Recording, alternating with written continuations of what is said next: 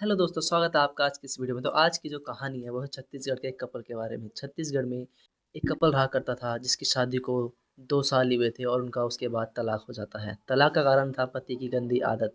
वो गंदी आदत क्या थी बताएंगे आपको आगे इस वीडियो में। पर होता क्या है कि अचानक तलाक के 8 साल बाद उन दोनों का दोबारा मिलन होता है। वो मिलन कहाँ होता है? ट्रेन पे। और ट्रेन पे उस पति ने ऐसा क्या किया कि जिसके बाद उन दोनों की पूरी ज़िंदगी बदल गई। आइए जानते हैं आज की इस कहानी में। स्वागत है आपका हमारे चैनल अनोखे अपराध पे। मैं हूँ सर्वेश। चलिए शुरू करते हैं कहानी को। तो आज की इस कहानी में हमारे जो मेल कैरेक्टर हैं उनका नाम है प्रदीप और उनकी पत्नी या कह सकते हैं एक्स वाइफ पूनम। होता क्या है कि ये दोनों एक जगह दिल्ली जा रहे थे छत्तीसगढ़ से। और दिल्ली जाते हुए ये दोनों एक ही ट्रेन में मिल जाते हैं। पूनम अपना स्लीपर कोच में चढ़ रही थी और प्रदीप की जो थी एसी की टिकट थी। एसी की टिकट होने के बावजूद जब अचानक प्रदीप पूनम को देखता है उसी सेम ट्रेन में स्लीपर बोगी में चढ़ते हुए, तो वो भी उसका पीछा करते हुए उसी ट्रेन में चढ़ जाता है। और वो चढ़ता तो इसलिए है कि देखूं आखिरकार 8 साल बाद इसकी ज़िंदगी कैसी है, क्या है और ये किसके साथ रह रही है, इसकी शादी हुई नहीं हुई।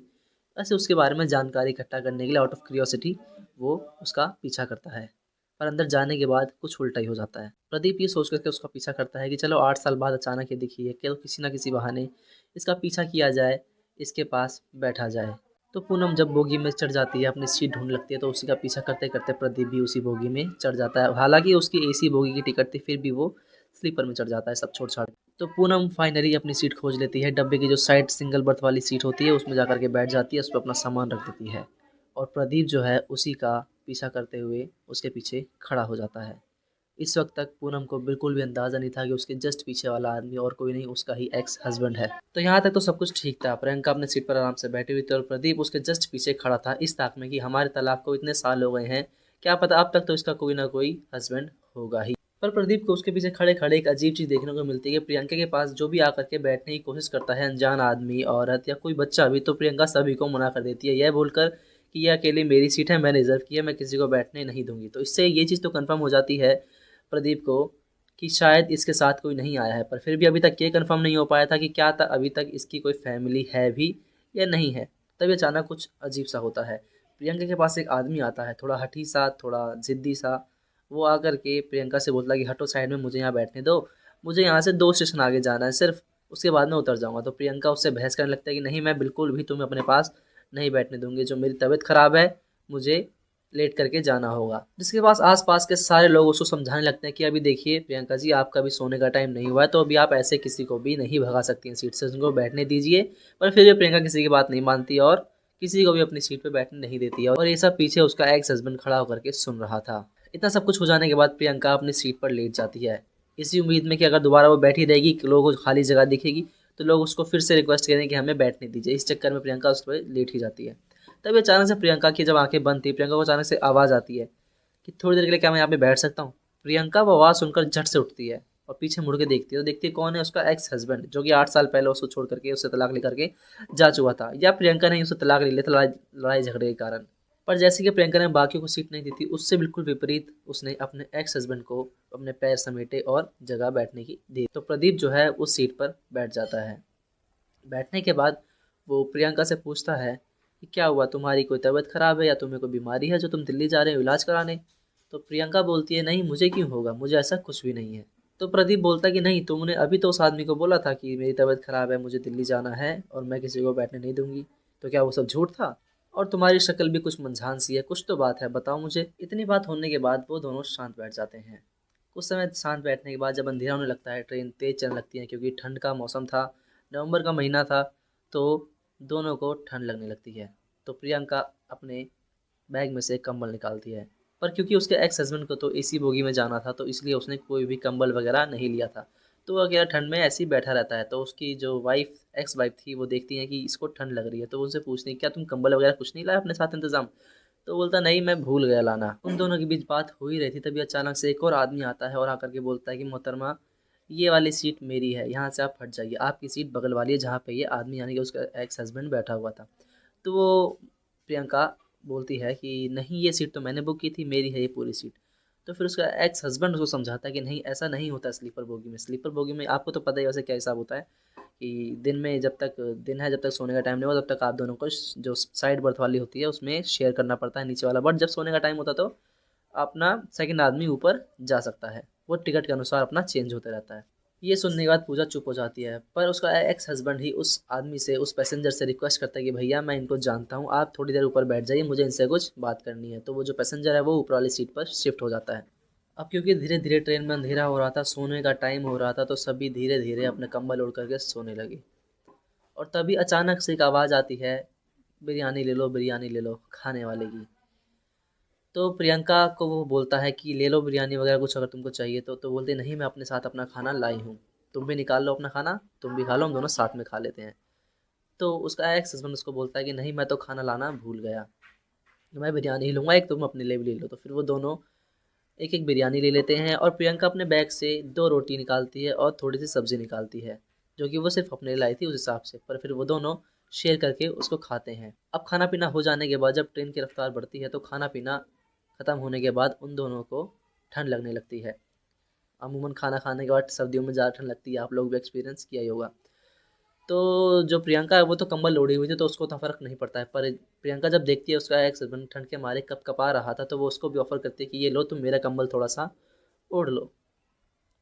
तो वो मना कर देता है, बोलता नहीं, तुम मेरे चक्कर में क्यों परेशान हो रही हो, जो मैं ठीक हूँ। तो बोलती नहीं नहीं कोई बात नहीं, ओढ़ो। तो वो भी थोड़ा सा अपना पैर उस कंबल में डाल लेता है। अब इन दोनों की जो कन्वर्सेशन है वो ऊपर बैठा हुआ पैसेंजर जो कुछ देर पहले बहस कर रहा था वो सुन रहा होता है। वो दोनों शांति से बैठे होते हैं। उसके बाद प्रियंका वो दोनों शांति से बैठे होते हैं। उसके बाद प्रियंका अचानक से प्रदीप से पूछती है कि क्या आपने अब वो अपनी गंदी आदत छोड़ दी पीने वाली, या अभी भी आपका शुरू ही है। तो प्रदीप बोलता है नहीं, मैंने वो आदत तो कई साल पहले छोड़ दी। तो प्रियंका बोलती है सच, मुझे तो नहीं लगता। बोलता नहीं नहीं, मुझे तो ये आदत छोड़े हुए लगभग 4 साल हो चुके हैं। प्रियंका पूछती है कि क्यों, ऐसा क्या हुआ जो तुमने दारू 4 साल बाद छोड़ दी, पहले तो तुम बिल्कुल नशे में धुत रहते थे। तो उसको समझाता है कि नहीं देखो, उस वक्त मेरे में दिमाग नहीं था, दोस्ती यारी और नशे में पड़ा हुआ था, पर धीरे धीरे जब मुझे अकल आई, तुम भी मेरी ज़िंदगी से चली गई थी, तो मुझे लगा कि नहीं, अब इसको छोड़ना ही बेहतर है। और ये सब छोड़ छाड़ के मैं फिर दिल्ली में ही शिफ्ट हो गया, वहीं कमाता खाता हूँ, और माता पिता भी मेरे साथ वहीं पे रहते हैं। तो प्रियंका कहती है कि बताओ, जिसके लिए तुमने मुझे छोड़ दिया, अपना सारा कुछ बर्बाद कर दिया, एंड में तुमने उसको ही छोड़ दिया, किसी एक चीज़ को तो पकड़ के रखते।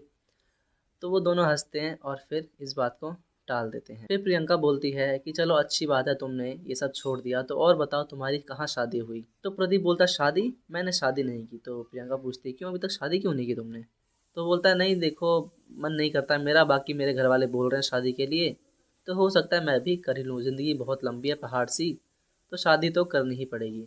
जिसके बाद अब फाइनली उसका एक्स हस्बैंड उससे वो चीज़ पूछता है जो वो जानना चाहता था, जिसके चक्कर में उसका पीछा कर रहा था। वो पूछता है कि क्या तुमने शादी कर ली, क्या तुमने फैमिली बसा ली।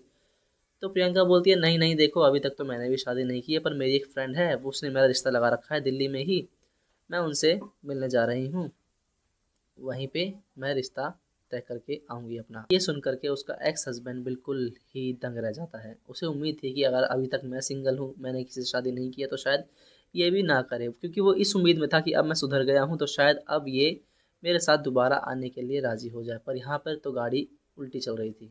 अब वो बोलना तो चाहता था कि कुछ भी करके मेरे साथ वापस आ जाओ, अब मैं सुधर गया हूँ। उसको काफ़ी याद भी आती होगी, क्योंकि सुधरने के बाद तो आदमी को सारी गलत चीज़ अपनी याद आती है, तो अच्छी चीज़ों की याद आ ही जाती है। पर वह बोले तो बोले कैसे। प्रदीप प्रियंका को अपने घर परिवार के बारे में बताने लगता है कि मेरी जो छोटी बहन है वो तुमको बहुत आज भी याद करती है, तुमको बहुत मानती थी, वगैरह वगैरह। बताता है कि मेरी माँ भी मेरे को ही कोसती कि तूने इतनी अच्छी सुंदर सुशील पत्नी अपने घटिया हरकतों की वजह से जाने दिया, अब तुझे दोबारा वैसी लड़की नहीं मिलेगी। ये सब बोल करके प्रदीप प्रियंका को रिझाना चाहता था, यानी कि अपनी बातों में लाना चाहता था कि किसी तरीके से ये दोबारा हो सके, राजी हो जाए। ये सब सुनने के बाद प्रियंका बोलती है कि याद तो मुझे भी काफ़ी आती है, पर अब क्या करें, ज़िंदगी में सब कुछ वैसा नहीं होता जैसा हम चाहते हैं। अब आप भी खुश रहिए अपनी ज़िंदगी में, मैं भी अपनी नई ज़िंदगी की शुरुआत करने जा ही रही हूँ। अब ऐसे ही बात करते करते वो दोनों रात से सुबह कर देते हैं। सुबह होते ही प्रदीप को वॉशरूम आता है। प्रदीप जब वॉशरूम में जाता है तो तभी नई दिल्ली स्टेशन पे गाड़ी लग जाती है। गाड़ी लगने के बाद प्रियंका कुछ देर तक प्रदीप का वेट करती है गुड बाय करने के लिए, पर प्रदीप जब तक नहीं आता है तो प्रियंका गाड़ी से निकल जाती है। जब प्रदीप लौट करके आता है तो देखता है उसका एक मफलर वहाँ पे पड़ा हुआ था। अब प्रदीप भी इस मलाल में रह जाता है कि आखिरी बार उसको गुड बाय नहीं कर पाया। अब इसके बाद प्रदीप भी अपने रास्ते को हो लेता है। तो इतना सब कुछ हो जाने के बाद प्रियंका से अलग होने के बाद प्रदीप अपने घर की ओर रवाना हो जाता है। इधर प्रियंका अपने बेस्ट फ्रेंड आरती से मिलती है और आरती उससे पूछती है कैसा रहा तुम्हारा सफ़र, सब कुछ ठीक था। तो प्रियंका उसे बताती है कि नहीं, ऐसा ऐसा मेरे साथ हुआ था, मेरा एक्स हस्बैंड मुझे ट्रेन पर मिला था। तो आरती गुस्से में बताती है कि उसे तूने बताया क्यों नहीं किया, मैं अकेले अपनी ज़िंदगी बहुत अच्छे से खुश हूँ और अपना शादी भी कर रही हूँ। तो आरती उसे बोलती नहीं नहीं, मैंने उसे बताया कि अब मैं भी शादी कर रही हूँ। जिसके बाद आरती उसे बोलते कि चलो अच्छा हुआ तुमने उसे बता दिया, वो भी अब मलाल में रहेगा कि उसने इतनी अच्छी बीवी अपने हाथ से जाने दी। और जो नया लड़का है तुम्हारा वो काफ़ी अच्छा है, तुम दिखोगी तो तुम्हें बिल्कुल वो पसंद आ जाएगा, एकदम कामकाजी लड़का है और अच्छा कमाता भी है। अब प्रदीप भी इधर अपने घर पहुंच जाता है, माता पिता से मिलता है। प्रदीप की इधर दिल्ली में जीन्स की फैक्ट्री थी। जीन्स की फैक्ट्री में उसके लगभग लगभग 40-50 लोग काम करते थे और उसी काम करने वाले में से एक थी काम करने वाली आरती। आरती जब उनसे अगले दिन मिलती है प्रदीप से, तो प्रदीप से बोलती कि प्रदीप जी आपके लिए जो मैंने लड़की देखी थी वो लड़की आपसे मिलने के लिए आज आई है। तो प्रदीप बोलता चलो कोई नहीं, ले आओ उसको भी देख ही लेते हैं, अगर पसंद आ गई तो शादी कर ही लेंगे, क्या है ज़िंदगी बहुत लंबी है। तो जब आरती प्रियंका को प्रदीप के सामने लाती है तो वो दोनों एक दूसरे को देखने के बाद देखते ही रह जाते हैं और फिर एक दूसरे की ओर उंगली करके कहते हैं तुम यहाँ क्या कर रही हो। और प्रियंका भी सेम इसी टोन में पूछती है कि आप यहाँ पे क्या कर रहे हैं। तो आरती चौंक जाती है कि आप लोग एक दूसरे को जानते हैं। तब जाकर के आरती को क्लियर होता है कि अरे ये दोनों हुई एक दूसरे के एक्स हस्बैंड और एक्स वाइफ हैं। अब आरती यहाँ पे कैसे फंस जाती है, आरती ने बताया हुआ था प्रदीप को कि मैं जो लड़की आपके लिए देख रही हूँ वो लड़की बिल्कुल कंवारी है और उसकी शादी अभी तक नहीं हुई है। जो माता पिता उससे गरीब हैं तो इस चक्कर में उसकी उम्र 30 हो गई और अभी तक वो शादी नहीं कर पाई है। लड़की हालांकि अच्छी है। तो प्रदीप अब मुस्कुरा करके आरती से पूछते हैं कि आरती तुम तो बता रही थी लड़की तो कुंवारी है, ये तो कुंवारी नहीं है। अब आरती शर्मसार हो जाती है। इसके बाद प्रदीप बोलते हैं कि आरती दोबारा कभी किसी का रिश्ता लगाना हो तो ऐसे झूठ मत बोलना।